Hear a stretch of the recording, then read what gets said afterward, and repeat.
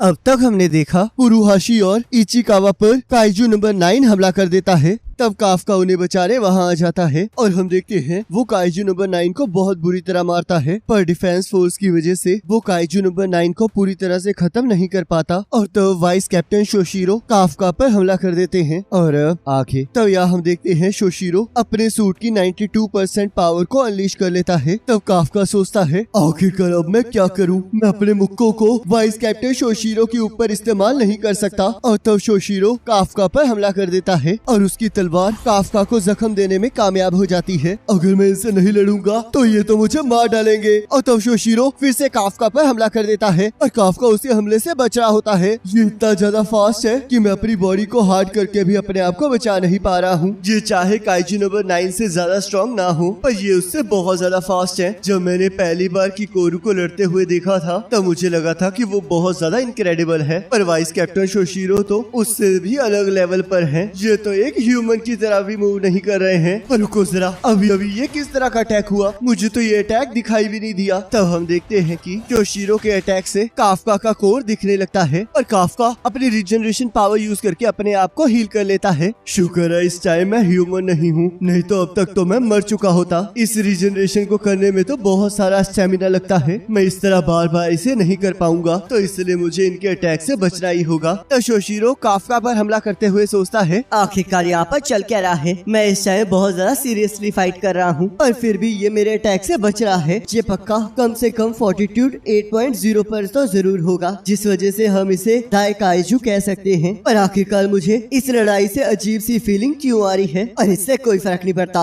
और तब हम देखते हैं शोशिरो अपने सूट की पावर को इकट्ठा करने लगता है और काफका पर हमला कर देता है, पर काफका उसके हमले से बच जाता है। ये तो वही इनविजिबल स्लैशेस है। और ये क्या, इन्होंने तो डबल अटैक करके मेरी एक टांग काट दी। पर रुको जरा, ये तो मेरे करीब आकर मुझ पर एक और अटैक करने वाले हैं। और तब हम देखते हैं शोशिरो काफका के कोर पर हमला कर देता है, पर काफका अपनी बॉडी को ट्रांसफॉर्म करके उसकी तलवार को पकड़ लेता है। ये तो बहुत करीबी मामला था, मैंने जितना सोचा था ये तो उससे भी ताकतवर है। पर शुक्र है मुझे ये आइडिया हो गया था कि ये मेरे कोर पर ही अटैक करेंगे, क्योंकि उन्होंने उसे एक बार देख लिया था। और तब काफका अपनी पावर को इकट्ठा करके शोशिरो के ब्लेड पर एक जोरदार मुक्का मारता है, जिससे शोशिरो दूर जाकर गिरता है और काफका वहाँ से गायब हो जाता है। तब शोशिरो काफका के वहाँ से भाग जाने के बारे में सबको इन्फॉर्म कर देता है। तब यहाँ किकोरू सोच रही होती है कि काफका ही काइजू नंबर 8 है और उस दिन के हमले के बाद मुझे पता चला है कि वो कितना ताकतवर है, तो क्या उस पर विश्वास करना सही रहेगा। तब काफका वापस आ जाता है, जिसे देखकर किकोरू खुश हो जाती है। तब काफका कहता है माफ करना, लगता है मैंने तुम्हें काफी परेशान कर दिया, तुम मेरे बारे में चिंता कर रही होगी ना। आखिरकार मैं तुम्हारे बारे में क्यों चिंता करने लगी, मेरे पास तो और भी बहुत सारे काम है। तभी काफका नीचे गिरने लगता है, किकोरू उसे संभाल लेती है। माफ करना, मैंने उस काइजू को भागने दिया जिससे तुम्हें चोट पहुंचाई थी। उसकी फिक्र मत करो, मैं उसे खुद अपने हाथों से मारूंगी। और रुको, अब आखिरकार तुम कहाँ जा रहे हो। इचिकावा और फुरुहाशी बहुत ज्यादा इंजर्ड थे, तो मुझे उन्हें देखने जाना ही होगा। तो किकोरू उसे पकड़ लेती है। वैसे अगर तुम वहाँ पर चले भी गए तो कर क्या लोगे, पर तुम चिंता मत करो, डिफेंस फोर्स के पास काइजू रीजनरेशन की टेक्निक है, तो इसलिए वो उन्हें कुछ नहीं होने देंगे। पर यहाँ पर तुम्हें खुद के बारे में चिंता करनी चाहिए। तुम्हें सिर्फ बाकी ऑफिसर्स ने ही नहीं देखा है, बल्कि तुम्हें तो वाइस कैप्टन शोशिरो ने देख लिया था। तुम्हें पता है ना वो कितने खतरनाक है, और वो किसी न किसी दिन तुम तक पहुँचने का रास्ता जरूर ढूंढ लेंगे। तब हम याद देखते हैं शोशिरो बहुत ज्यादा शांत बैठा होता है। तब मीना कहती है तुम्हें इस तरह उदास देखना तो बहुत ज्यादा रेयर बात है, मुझे तो इस चीज की फोटो खींच लेनी चाहिए ताकि मैं इसे याद रख सकूं। तो बताओ, क्या काइजू नंबर 8 बहुत ज्यादा स्ट्रॉन्ग था? मेरे हिसाब से वो एक दाई काइजू है। तो इसका मतलब पिछले 5 सालों में वो पहला ऐसा काइजू है। काइजू नंबर 8 ने पिछले कुछ महीनों में किसी को कोई नुकसान नहीं पहुंचाया है। ऐसा लगता है वो बिना किसी वजह के किसी पर अटैक नहीं करता है। मुझे यही सेम फीलिंग उससे लड़ते हुए आ रही थी, पर आखिरकार काइजू नंबर 8 ने मुझ पर हमला क्यों नहीं किया। वो उस टाइम जिस तरह मूव कर रहा था, उस टाइम ऐसा लग रहा था जैसे कि वो एक काइजू नहीं बल्कि एक ह्यूमन हो। तुम जाकर थोड़ा आराम करो और मैं इस चीज को संभालती हूँ। वो चाहे जिस मर्जी टाइप का काइजू हो, पर हमारी जॉब उसे न्यूट्रलाइज करना है। तब शोशिरो इस बात के लिए मान जाता है। तब रियू उन दोनों को कांटेक्ट करता है और कहता है, मुझे अभी अभी एक चीज पता चली है। जिस काइजू ने फुरुहाशी और इचिकावा पर हमला किया था वो वही ह्यूमनाइड काइजू था जिसने एग्जाम साइट पर हमला किया था, और जब उन दोनों को वो मिला था तब वो एक ह्यूमन फॉर्म में था। जिसे सुनकर वाइस कैप्टन और कैप्टन दोनों शॉक हो जाते हैं। तब यहाँ हम देखते हैं काइजू नंबर 9 जख्मी हालत में कहीं जा रहा होता है और तभी एक पर्सन उसे रास्ते से हटने के लिए कहता है। तब काइजू नंबर 9 उस पर हमला करने लगता है पर वो अपनी पावर्स को यूज नहीं कर पा रहा होता, और तब हम देखते हैं वो उस ह्यूमन को खा लेता है और उसकी बॉडी को अपना बना लेता है। तब यहाँ न्यूज में सब लोगों को काइजू नंबर 9 के बारे में बता दिया जाता है। तब काइजू नंबर 9 कहता है, अब मुझे ये सोचना होगा कि मैं काइजू नंबर 8 को कैसे मारूं, पर उससे पहले मुझे छुप कर रहना होगा ताकि मैं इस बॉडी को अच्छे से कंट्रोल कर पाऊं। तब यहाँ हॉस्पिटल में इचिकावा को होश आ जाता है और किकोरू और काफका ये देखकर बहुत ज्यादा खुश हो जाते हैं। तब इचिकावा कहता है, मुझे बहुत ज्यादा खुशी है सर कि आप ठीक हो। तब काफका उसे मारते हुए कहता है, ये मेरी लाइन थी बेवकूफ, मुझे और फुरुहाशी को बचाने के लिए शुक्रिया। पर तभी हम देखते हैं फुरुहाशी भी वहाँ पर प्रेजेंट होता है और कहता है, आखिरकार तुम इस बूढ़े आदमी को क्यों थैंक यू कह रहे हो? हमें तो काइजू नंबर 8 ने बचाया था ना। तब उसे देखकर इचिकावा शॉक हो जाता है। तब किकोरू कहती है, वो काफका को इसलिए थैंक यू कह रहा था क्योंकि इसी ने काइजू के रिप्रोडक्टिव ऑर्गन्स को पता लगाया था और इसी की वजह से हम उसके कॉर को डिटेक्ट कर पाए थे। तब फुरुहाशी कहता है, तुमने सही कहा, थैंक यू बूढ़े आदमी, पर मुझे ये समझ नहीं आ रहा कि आखिरकार उस काइजू ने हमें क्यों बचाया। पर मानना पड़ेगा वो काइजू सच में स्ट्रॉन्ग था। उसने इतनी तेजी से मुक्का मारा कि काइजू नंबर 9 का तो सिर ही उड़ गया था। वो तो सच में बहुत कूल है, काश तुम लोगों ने भी उसे देखा होता। तब काफका ये सुनकर ब्लश करने लगता है और किकोरू उसे फेस बनाने के लिए मारने लगती है। तब हम यहाँ देखते हैं रात को सभी लोग फुरुहाशी और इचिकावा के वापस आने पर उन्हें कॉन्ग्रेचुलेट कर रहे होते हैं। तब इचिकावा कहता है, आखिरकार ये क्या है? ये हमारे पहले मिशन की सक्सेसफुल होने की पार्टी है। तुम दोनों हॉस्पिटल में थे जिस वजह से हम ये पार्टी नहीं कर सकते थे। तो चलो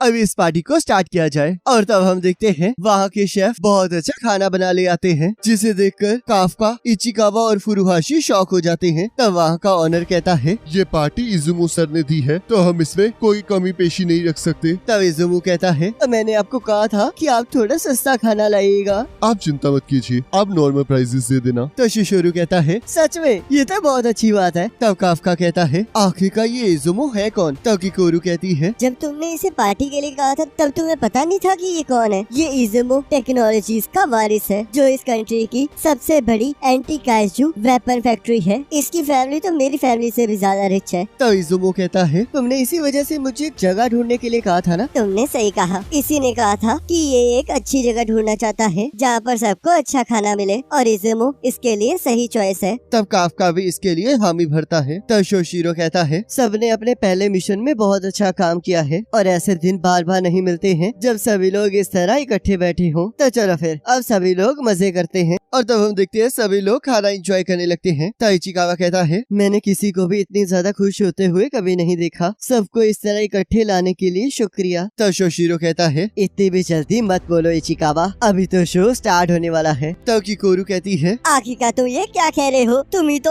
अपनी टीम को हेल्प करने की जगह शो ऑफ कर रहे थे और तुमने सबको पर्सनल बना लिया। तब फुरुहाशी कहता है, आखिरकार मुझे ये क्या भी कौन रहा है जो खुद शो ऑफ करती रहती है? अब मैं करूँ भी क्या, मैं हूँ ही इतनी अच्छी। तब आयोई कहता है, तो हमेशा सब चीजों को अपने तरीके से करते हो और बेसिक्स को छोड़ देते हो। तब इजुमो कहता है, और तुम हमेशा चीजें रूल के हिसाब से करते हो जिस वजह से हम साथ काम नहीं कर पाते हैं। तुम्हारी वजह से मुझे खुद को भी स्लो करना पड़ता है। तब काफका कहता है, इजुमो क्या तुम्हें पूरा यकीन है कि ये सूट्स डिफेक्टिव नहीं होते? मैं तो इन सूट्स की मदद से उनमें से किसी को नहीं हरा सकता। तब आयोई कहता है, इसके लिए तुम्हें उसके अंदर से और पावर को निकालना होगा। तो इचिकावा देखता है बाकी सभी लोग भी ऐसे ही लड़ रहे होते हैं जिससे कि वो पागल हो रहा होता है। तो इचिकावा सोचता है, रुको जरा, ये लोग इस टाइम मिशन के बारे में बात कर रहे हैं। इनके पहले मिशन के बाद इन्हें समझ आ गया है कि ये लोग क्या नहीं कर सकते। जहाँ पर सिर्फ मैं ही नहीं हूँ जो कि ताकतवर बनना चाहता है, ये सभी लोग भी उसके लिए बहुत मेहनत कर रहे हैं। तब यहाँ काफका आर्म रेसलिंग के लिए आयोई को चैलेंज करता है और हम देखते हैं बाकी सभी लोग भी आपस में लड़ने लग जाते हैं। और यहाँ वाइस कैप्टन शोशिरो ये सब कुछ देखकर हंस रहे होते हैं। तब यहाँ होटल का ओनर कहता कहता है, यंग मास्टर, हम बहुत ज्यादा खुश हुए जब आपने हमें फोन किया। मुझे तो कभी नहीं लगा था कि मैं आपको कभी देख पाऊंगा। ऐसा मत कहिए डोजिमा सर, मैं तो बस ये चाहता था कि सभी लोगों को अच्छा खाना मिले। तो फिर आपके फादर कैसे हैं? मैंने तब से उनसे बात नहीं की है और मुझे माफ कर देना कि मैंने आपको परेशान किया, पर आज का खाना सच में बहुत ज्यादा कमाल का है। तब आयोई वहाँ आ जाता है पर बिना कुछ कहे ही बाथरूम में चला जाता है। तब इज़ोमो सोचता है क्या इसने सब कुछ सुन लिया, पर इसे देखकर लगता है कि ये इंटरफेयर नहीं करना चाहता। तब शोशिरो कहता है, सभी लोग जरा शांत हो जाओ, मैं एक अनाउंसमेंट करना चाहता हूँ। काफका हिबिनो, तुम्हारी वजह से हमने मिशन में बहुत सारी जानें बचाई हैं, तो इसलिए हमने तुम्हें फुल ऑफिसर बनाने का डिसीजन लिया है। तो इसलिए डिफेंस फोर्स की 3rd डिवीजन में तुम्हारा स्वागत है। जिसे सुनकर सभी लोग बहुत ज्यादा खुश हो जाते हैं और काफका को उठा लेते हैं। तब आयोई कहता है, ये तो बहुत अच्छी बात है। मैं चाहता हूँ कि अगर हो सके तो मैं इनमें से किसी को नहीं खोना चाहूँगा। तब इज़ोमो भी इस बात पर एग्री करता है। तब अगले दिन मीना काफका को बैच देती है और कहती है, काफका हिबिनो, आज से तुम एक कैडेट नहीं रहे हो बल्कि डिफेंस फोर्स के